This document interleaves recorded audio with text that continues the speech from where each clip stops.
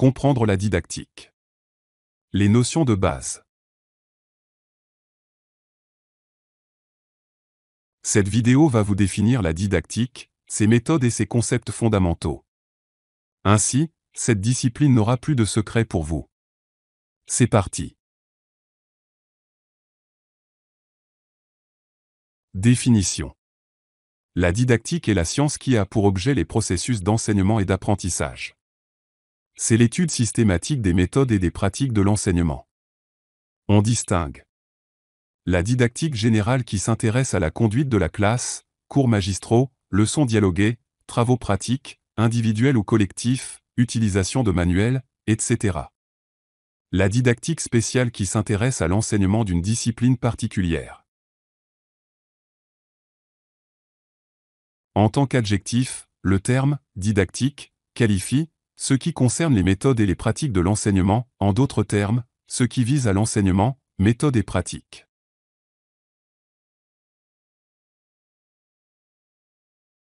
Origine du concept. Les racines de la didactique remontent à l'Antiquité, avec des traces écrites datant des philosophes grecs et des civilisations orientales antiques, comme la Chine. Le premier didacticien connu est Comenius, un éducateur tchèque du XVIIe siècle qui fut le premier à élaborer des manuels de langue. Son but était de structurer explicitement l'enseignement de la langue. Du XVIIIe au XXe siècle, les théories se multiplient, avec de nouvelles perspectives ouvertes par les psychologies de l'éducation, la motivation ainsi que l'emploi des outils informatiques et de l'Internet, et de l'apprentissage tout au long de la vie.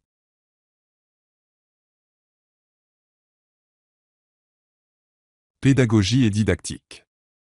Le terme de pédagogie est antérieur au terme de didactique, et étudie la relation entre enseignant et enseigné, dans une classe, indépendamment de la discipline enseignée. La pédagogie traverse les disciplines par des méthodes, des actions et des attitudes. La pédagogie est orientée vers les pratiques de la classe, indépendamment de la discipline. Elle s'attache au fonctionnement de la classe dans son ensemble. La pédagogie s'intéresse aussi au mode de relation entre les individus dans la classe, à l'environnement et aux conditions de travail dans le processus d'apprentissage. Elle s'adapte aux multiples événements pouvant survenir dans une classe. Le pédagogue se dira: quelle organisation de la classe mettre en place?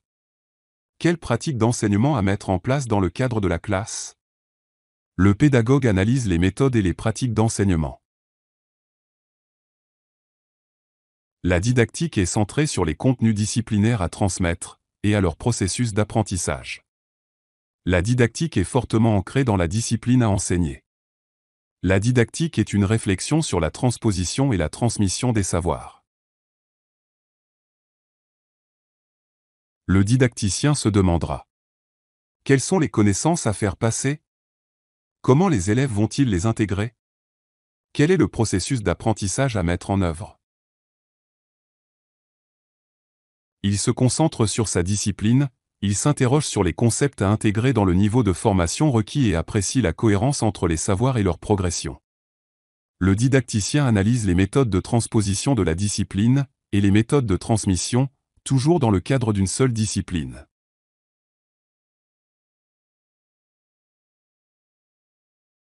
Champ de la didactique. La didactique est l'étude des questions posées par la transmission, et l'acquisition des connaissances, et des savoirs, dans les différentes disciplines scolaires. La didactique représente une réflexion sur la transposition de ces savoirs, en cursus enseignable, et s'applique à définir avec précision les différents aspects de chaque objet de savoir qu'elle souhaite enseigner, mais également à définir comment transmettre cet objet aux apprenants.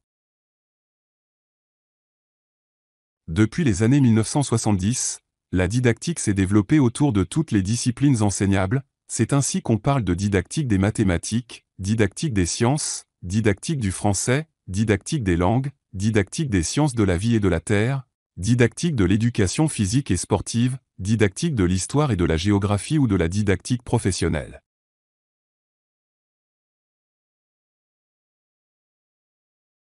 La didactique des langues. Dans les années 1950, au sortir de la Deuxième Guerre mondiale, à la suite d'une démarche de l'UNESCO effectuée en 1948, visant à développer l'étude des langues, diverses initiatives sont prises et développées de manière différente selon les pays. Des équipes de recherche, composées de linguistes, de littéraires et de pédagogues, se créent dans tous les pays d'Amérique et d'Europe pour trouver les meilleurs outils pour diffuser les langues nationales. En France, les premiers travaux sont assurés sous l'autorité de l'École normale supérieure de Saint-Cloud, qui publie dès 1954 les résultats des études lexicales, sous le nom de français élémentaire. Une structure est créée au sein de l'ENS, le CREDIF, Centre de recherche et d'études pour la diffusion du français, qui travaillera à partir d'enquêtes, d'analyses d'ouvrages et de manuels, et qui constituera sur la base de critères de fréquence et de répartition, deux listes de 1500 vocables chacune. Un français fondamental premier degré. Un français fondamental second degré. Le français fondamental sera considéré jusqu'aux années 75 à 76, comme une base indispensable pour les premières étapes d'enseignement, apprentissage du FLE, ou français langue étrangère, pour des apprenants en cours intensif ou en situation scolaire. L'objectif est de proposer aux auteurs de manuels, enseignants et formateurs une acquisition progressive, rigoureuse et rationnelle de la langue pour des situations d'usage courant et permettant aux apprenants d'être, dans de courts délais, compris par les natifs de la langue.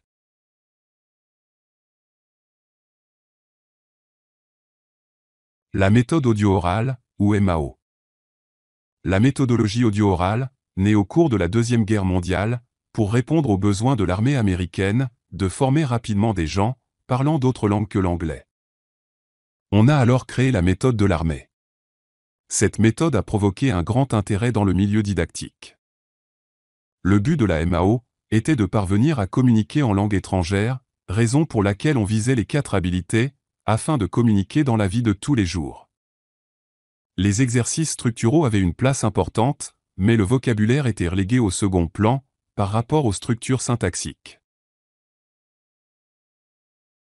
Cette méthodologie avait besoin pour s'appliquer, d'instruments comme les exercices structuraux, et les laboratoires de langue, pour réaliser une acquisition, et une fixation automatique linguistique. On remarque que la linguistique, et la psychologie de l'apprenant sont présentes dans la conception didactique de la méthodologie. La MAO n'a pas connu de réalisation française en FLE, mais certains aspects seront repris dans la méthodologie audiovisuelle française.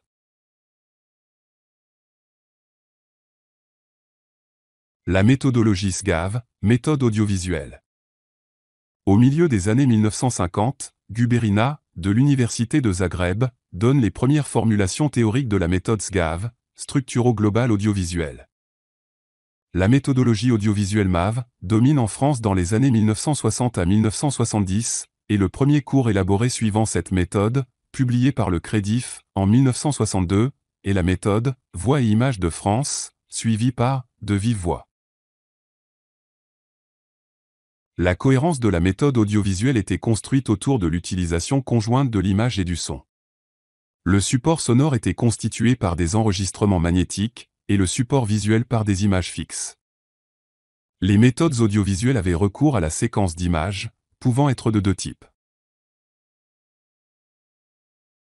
Des images de transcodage, qui traduisaient l'énoncé en rendant visible le contenu sémantique des messages, ou bien des images situationnelles, qui privilégiaient la situation d'énonciation, et les composantes non linguistiques, comme les gestes, les attitudes, les rapports affectifs, etc.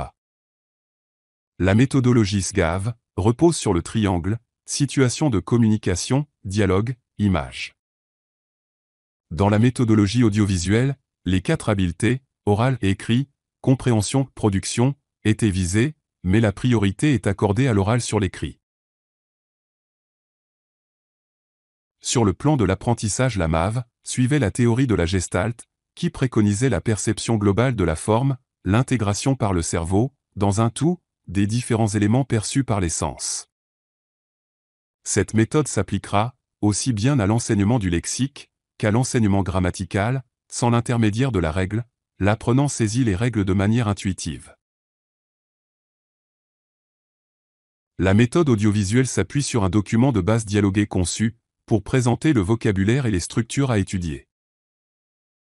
Mais la méthodologie SGAV exige la mise en place d'un dispositif lourd d'enseignement, qui comporte des formations spécifiques aux enseignants par le biais de stages, des coûts importants de mise en place de matériel, magnétophones, laboratoires de langue, et des dispositifs d'enseignement contraignants, nombre réduit d'apprenants, enseignement hebdomadaire intensif, formation sur une longue durée, 2 à 3 ans.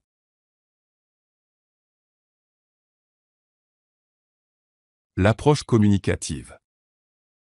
L'approche communicative s'est développée à partir de une remise en question au niveau des principes théoriques et de la mise en œuvre, des méthodes audio-orales et des méthodes audiovisuelles, ainsi que sur la base de nouveaux apports théoriques mis en avant par les recherches en didactique. L'une des causes de ce renouvellement méthodologique et théorique est le rejet de la linguistique structurale déclarée inefficace dans l'enseignement des langues, malgré ses mérites descriptifs et explicatifs reconnus. Désormais, il s'agit de redéfinir le champ de l'enseignement des langues, dans le sens d'une prise en compte de l'ensemble des fonctionnements langagiers, à l'échelle individuelle et sociale. Ce changement d'objectif et la diversification des sources théoriques est à l'origine de l'apparition de nouveaux concepts tels que la centration sur l'apprenant, l'analyse des besoins, l'approche communicative. La centration de l'enseignement sur l'apprenant ouvre des horizons de réflexion sur la composante psycholinguistique de la didactique, notamment en ce qui concerne les mécanismes d'acquisition de la langue maternelle et des langues secondes. Elle axe l'enseignement des langues sur la satisfaction des besoins langagiers, exprimés par les apprenants. Tout enseignement qui se veut efficace doit désormais reposer sur une analyse préalable des besoins des apprenants, cette analyse n'étant nullement définitive, car les besoins des apprenants évoluent avec les étapes de l'apprentissage. L'enseignement, apprentissage, dans l'approche communicative vise le développement d'un savoir-faire, de la maîtrise effective et de l'acquisition de comportements adaptés aux situations de communication, en utilisant les codages de la langue cible. Dans l'approche communicative, les 4 habiletés, oral, écrit, compréhension, production, sont développées à des niveaux divers et variables d'un individu à un autre, d'un groupe à un autre, puisque ce qui est visé en premier, ce sont les besoins langagiers des apprenants. La langue est avant tout conçue comme un instrument de communication ou d'interaction sociale. Les aspects linguistiques, son, structure syntaxique, lexique, etc., constituent la compétence grammaticale qui est en réalité une des composantes d'une compétence plus globale, la compétence de communication.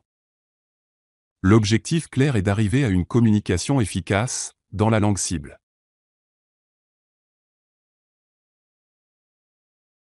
L'approche par compétence. L'approche par compétence, dans sa version originelle, provient de l'industrie et de l'organisation du travail. Elle s'est imposée d'abord dans le système scolaire américain, dès la fin des années 1960, et s'est vue un moment placée en opposition avec l'approche centrée sur l'individu.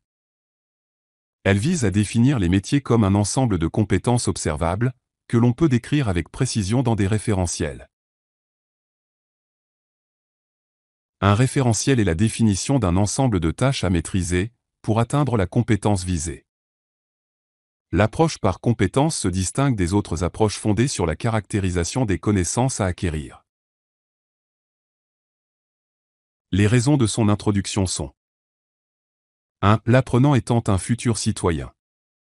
Par ses apprentissages, l'école le prépare à être un citoyen autonome et capable de faire face aux diverses situations sociales. En effet, l'école doit avant tout préparer les apprenants à leur vie sociale. 2. L'échec de l'ancienne pédagogie, pédagogie par objectif, l'ayant précédée, qui n'a pas réussi à doter les apprenants d'une compétence de communication. Ici le mot compétence est pris dans un sens très général, il englobe les savoirs qui sont un ensemble de connaissances théoriques acquises. Les savoir-faire qui représentent les expériences et les maîtrises de pratiques professionnelles. Les savoir-être qui sont des attitudes, comportements et capacités relationnelles. Il s'agit des qualités personnelles que doivent avoir des collaborateurs dans une équipe de travail.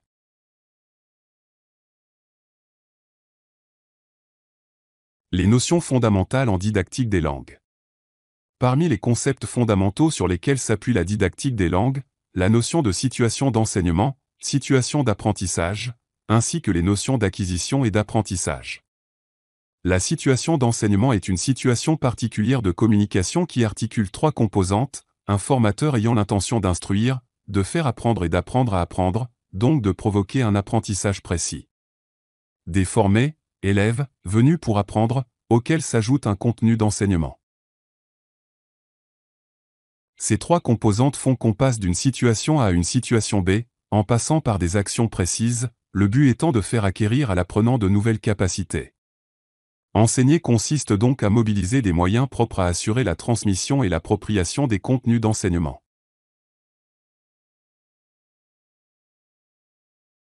L'acquisition.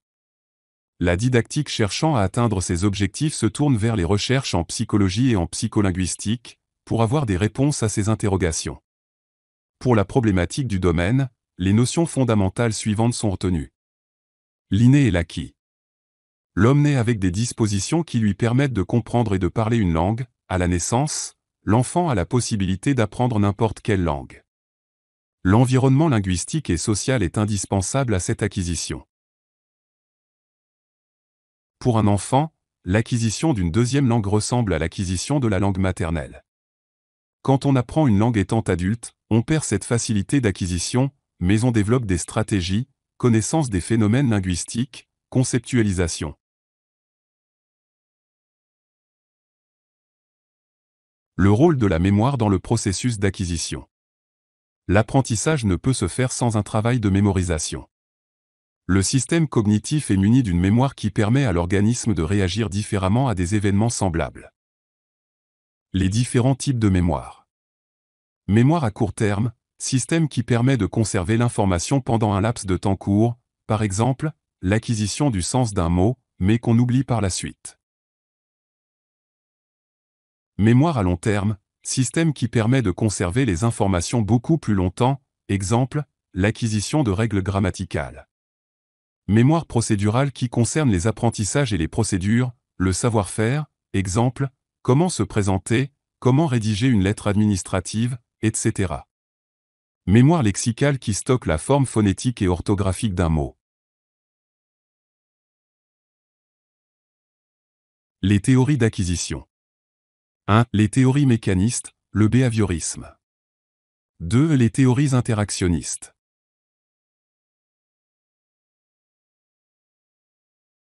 Les théories mécanistes, le behaviorisme.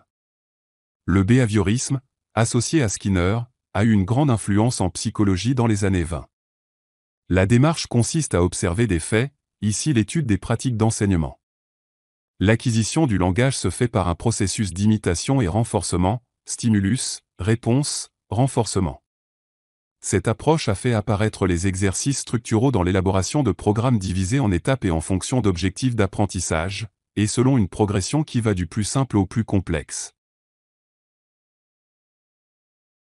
En classe, les élèves automatisent une situation type par répétition. L'appropriation d'un élément linguistique permet de le réintroduire sans effort. Mais cette théorie a montré ses limites du fait qu'elle ne prenait pas en compte l'aspect novateur des productions langagières et que l'apprentissage est réduit à l'imitation. Les théories interactionnistes. Elles se développent dans les années entre 70 et 80, avec les travaux de Jean Piaget et le constructivisme, et de Lev Vygotsky et le socioconstructivisme. La théorie de Piaget montre la relation entre le développement cognitif de l'enfant et son développement langagier.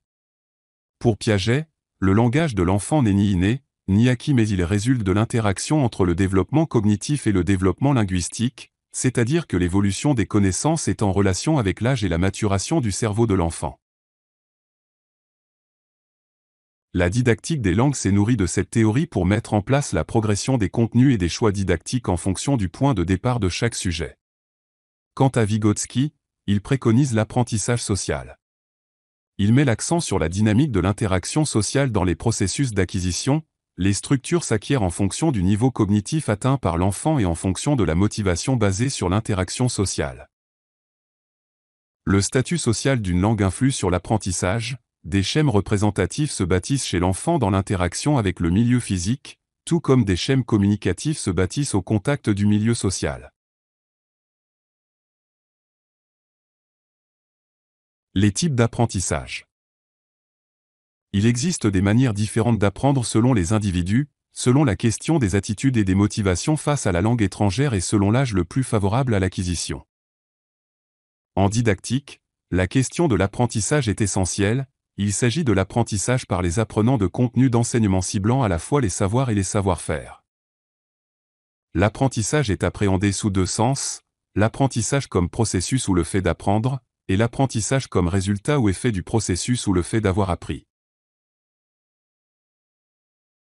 De même qu'il faut distinguer l'apprentissage à long terme, maîtriser la langue dans différentes situations, et l'apprentissage à court terme, maîtriser un concept, une donnée dans une situation particulière, exemple, se présenter, en langue étrangère.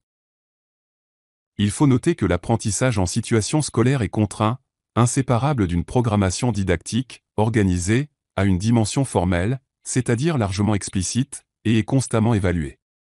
C'est le rôle de l'enseignant. Apprendre à apprendre est devenu une activité pédagogique en soi, dans le cours de langue étrangère dès les années 80, suivant en cela les théories du constructivisme. L'apprenant participe activement à la construction de ses savoir-faire. Les stratégies d'apprentissage. Les différentes stratégies d'apprentissage, mises en œuvre pour apprendre une langue ont été classées de la manière suivante. 1. Les stratégies cognitives, elles impliquent une interaction avec la matière à l'étude, une manipulation de cette matière et une application de techniques dans l'exécution d'une tâche d'apprentissage. Ces composantes sont les suivantes: la répétition, l'utilisation de ressources, le classement ou le regroupement, la prise de notes, la déduction ou l'induction, l'élaboration, la traduction, le transfert des connaissances, l'inférence. 2. Les stratégies métacognitives, elles impliquent une réflexion explicite de l'apprenant sur son propre processus d'apprentissage. Ces composantes sont les suivantes: l'anticipation ou la planification, l'attention générale, l'autogestion, l'autorégulation, l'identification d'un problème, l'auto-évaluation. 3. Les stratégies socio-affectives, elles impliquent l'interaction de l'apprenant avec une autre personne, dans le but de favoriser l'apprentissage et le contrôle de la dimension affective accompagnant l'apprentissage. Ces composantes sont les suivantes: la clarification, vérification, la coopération, le contrôle des émotions, l'auto-renforcement. L'apprenant adopte donc des stratégies de résolution des problèmes. Par exemple, en situation scolaire, l'apprenant élabore la règle avec l'enseignant, il interpelle son camarade quand une question n'est pas comprise.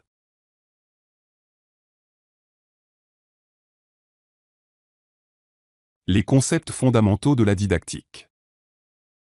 1. La transposition didactique. 2. Le triangle didactique. 3. Le contrat didactique.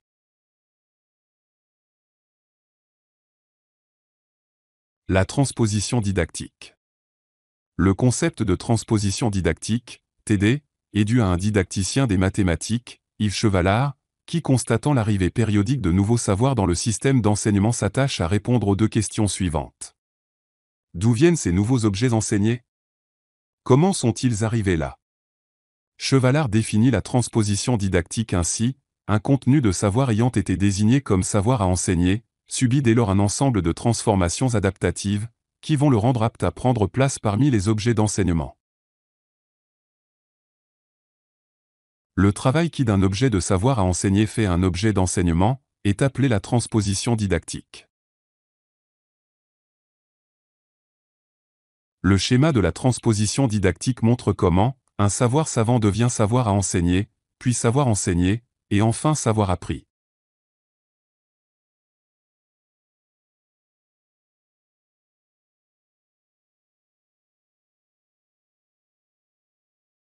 Les savoirs savants sont représentés par le corpus de connaissances nouvelles, reconnues comme pertinentes et validées par la communauté scientifique spécialisée. Les savoirs savants sont le produit de chercheurs reconnus par leurs pairs et par l'université. Les savoirs à enseigner sont ceux qui sont décrits, précisés, dans l'ensemble des textes officiels, programmes, instructions officielles, commentaires. Les savoirs enseignés sont ceux que l'enseignant a construits et qu'il mettra en œuvre dans la classe. C'est celui qui est énoncé pendant les heures de cours. Les savoirs appris représentent l'ensemble des savoirs acquis par tous ceux qui apprennent à l'école.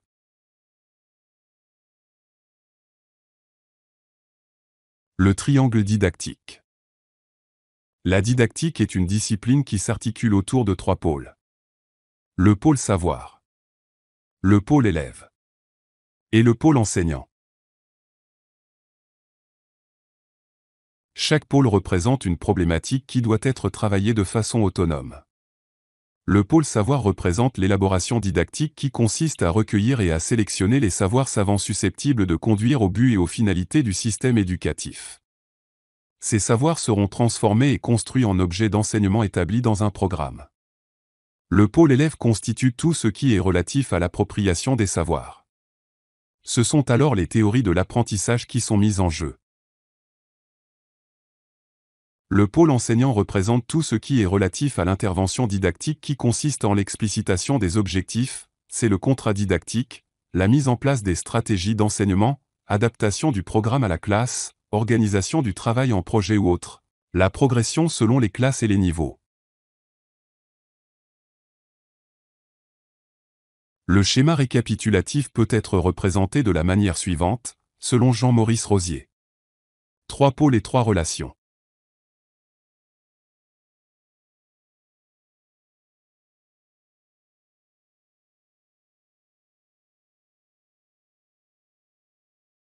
Ce schéma montre la centration sur les contenus, la relation entre savoir et enseignant. La centration sur l'apprentissage, la relation entre savoir et apprenant. Et la centration sur les relations, la relation entre enseignant et apprenant. Ces 3 éléments jouent un rôle important dans les choix pédagogiques. Un enseignant. Âge. Formation. Expérience. Natif non natif. Connaissance de la langue, ou de l'objet à enseigner. 2. Apprenant. Âge. Classe mixte, ou non. Nombre. Niveau homogène ou hétérogène. 3. Savoir. Langue proche ou éloignée des apprenants. Degré de connaissance théorique linguistique. Cependant, il faut noter que ce schéma est à insérer dans une situation d'enseignement précise. Temps, lieu, durée, rythme, programme, qui jouent un rôle dans la réussite de l'apprentissage. Le contrat didactique. L'enseignant et les apprenants sont liés par un contrat implicite ou parfois explicite d'enseignement, apprentissage. C'est un contrat passé entre l'enseignant et les apprenants qui garantit, si les clauses du contrat sont respectées par chacun, que les échanges dans la classe se passeront sans difficulté majeure.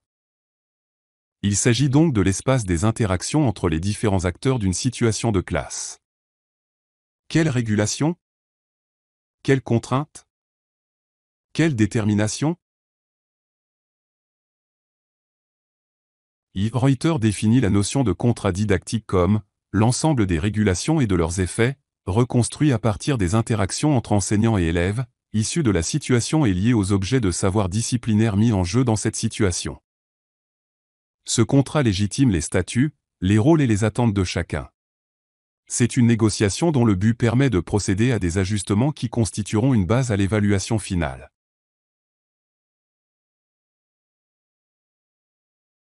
La compétence plurilingue. À l'époque de la mondialisation, les contacts internationaux se multiplient et exigent une bonne connaissance des langues étrangères. L'anglais occupe une place privilégiée dans le choix des apprenants. Mais pas seulement l'anglais.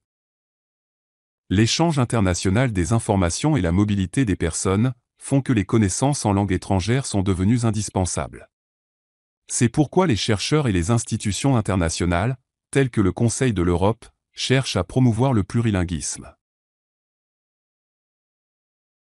En même temps, à côté de la compétence grammaticale et lexicale, on souligne souvent l'importance de la compétence à communiquer, qui comporte entre autres la capacité de réaliser les actes de parole dans la langue cible de manière appropriée.